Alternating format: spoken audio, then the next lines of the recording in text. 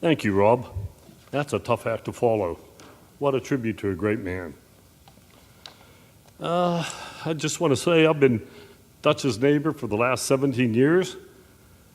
He's my father-in-law. He was my friend. And I'm going to miss him. And now I'm going to take you to the lighter side of Dutch. What a character, not only for the things he said, but for the things he didn't say.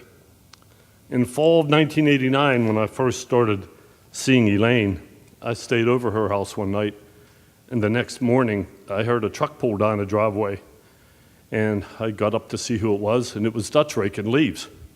And I asked Elaine, how often does your dad ever come here and rake leaves? She said, never. I says, uh-oh, I better go check this out. So I made a cup of coffee, went out and says, good morning, Dutch. And he goes, oh, hell, you're here. That's all he said. He let me know that he was checking on his daughter. And that was, he didn't even have to say it. I gained his respect right there. And a year and a half later, when I proposed to Elaine, he says, you have my blessing, Al.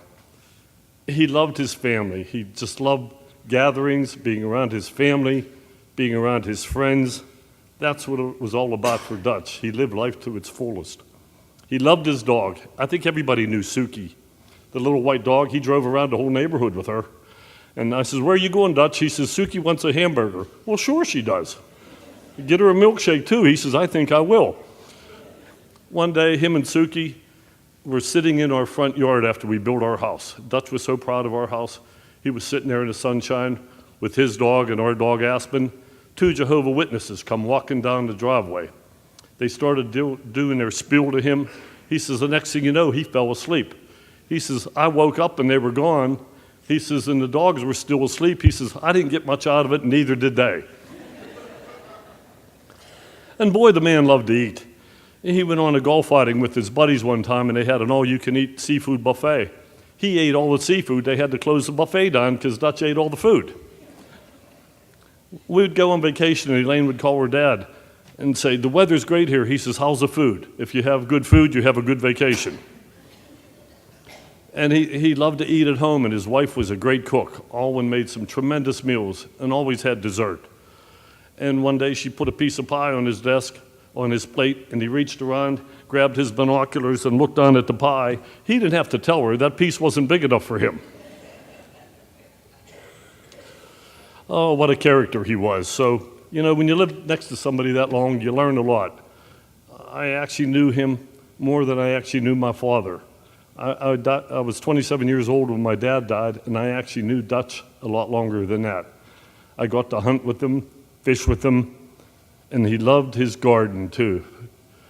I'll tell you a funny story about his garden. He says, groundhog's getting into my garden, what can I do? I built him a plywood cutout of a farmer and stuck a hoe on it and put it in front of his garden. So one day a groundhog come out, he took a shot at it, and he says, I didn't hit the groundhog. So I went down and he shot the cardboard cutout about up to the knees. So I went over to my house and I got an orange hunting hat and I put a hat on the farmer. I says, how's that, Dutch? He says, if he would have worn that hat yesterday, I would have never shot him. So we put a fence around the garden, and that solved that issue for Dutch.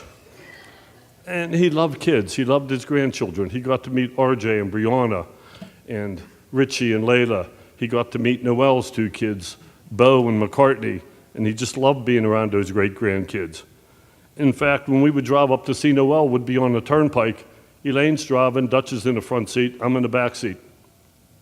He leans over, looks at the speedometer, doesn't say nothing, sits back up and says, are we late? Elaine got the hint she was driving too fast. He didn't have to tell her, he just wanted to know if we were late. And one of his favorite things, I'm sure you've all heard at some time in his life, was that he was way ahead. The ladies heard it, the families heard it, most of his friends have heard that he's way ahead. I'm going to pull a couple quotes from a song by Tony Bennett, I'm way ahead of the game.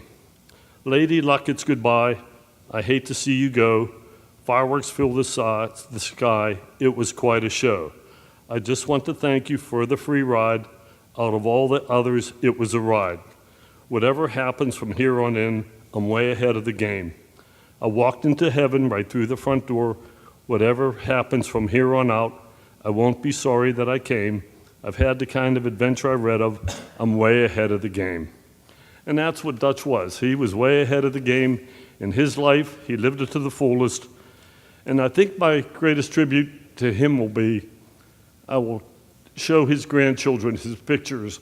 I will tell them the stories of Dutch. I owe him that much.